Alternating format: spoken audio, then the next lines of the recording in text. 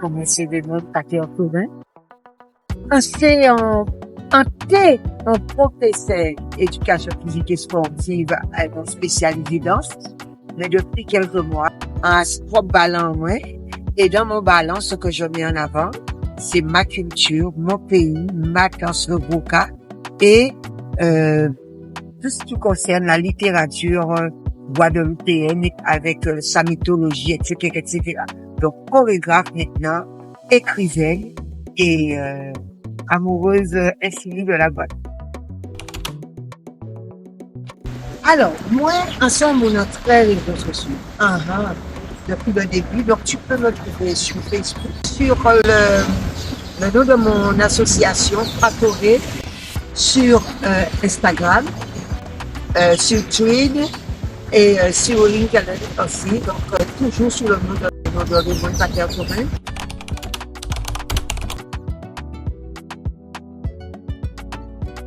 En tant que chorégraphe, l'un des sujets que j'ai beaucoup traité, que je continue à traiter, c'est notre environnement, c'est l'alimentage à pays-là. C'est tout ce que nous devons donner en héritage à nos enfants.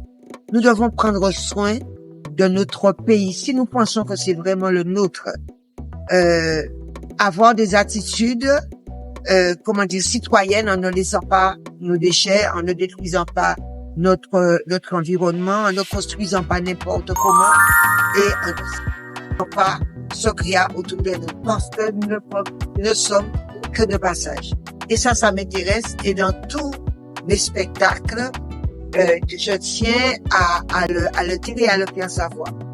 Autre chose aussi, c'est tout ce qui concerne la mythologie guadeloupéenne. On nous a beaucoup diabolisé la couleur de peau, la qualité des cheveux et tout ça.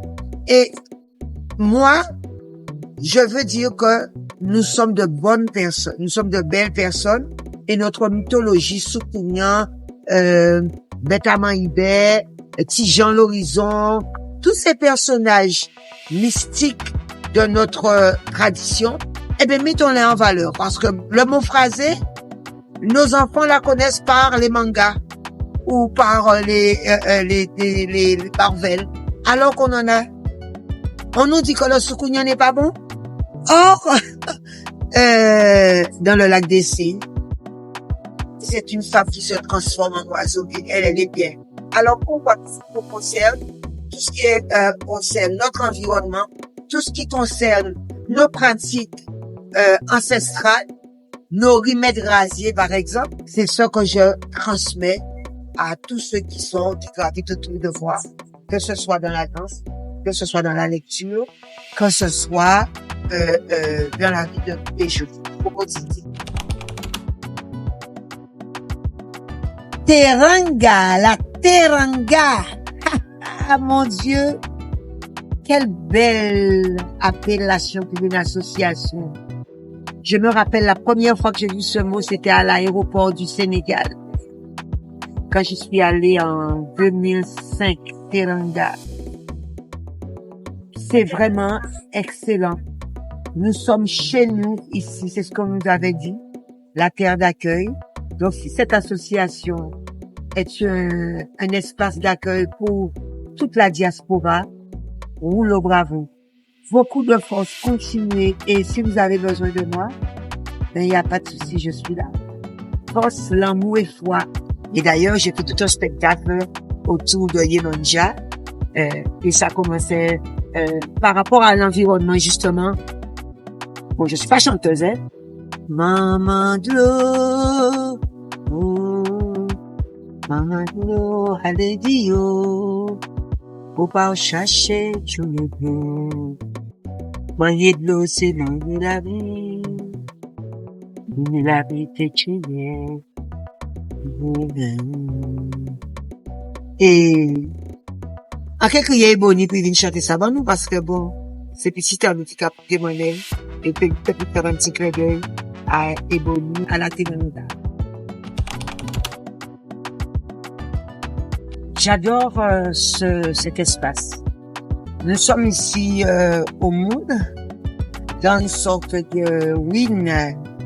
Et dans cet espace-là, tu as tout ce qu'il faut, la mer, la terre, l'air, et aujourd'hui nous recevons une bénédiction du ciel. J'aime cet endroit parce que ça invite à la paix, à la sérénité.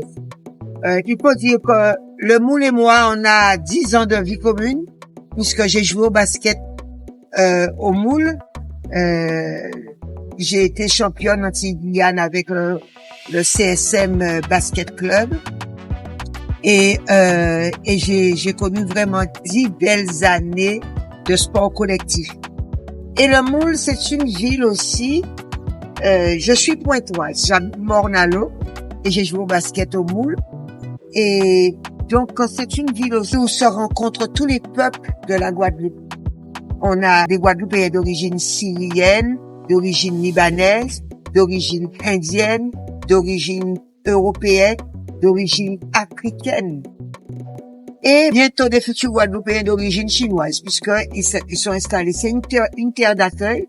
Et il faut savoir que ce lieu-là, en particulier, c'était le premier port, le poumon économique de la Guadeloupe, au XVIIIe siècle, je crois.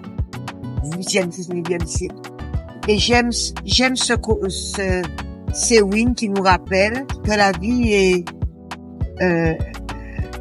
est magnifique, qu'il faut la vivre à plein temps, mais de ne pas oublier que tout a un temps. Et puis, je vous ai pas dit, je suis une petite fille de Yemanja, donc il ne faut pas que la mère me parle. Vous connaissez Yemanja? Chez nous, c'est Maman Glo. Yemaya, c'est sous Yemaya, Yemaya, Yemaya.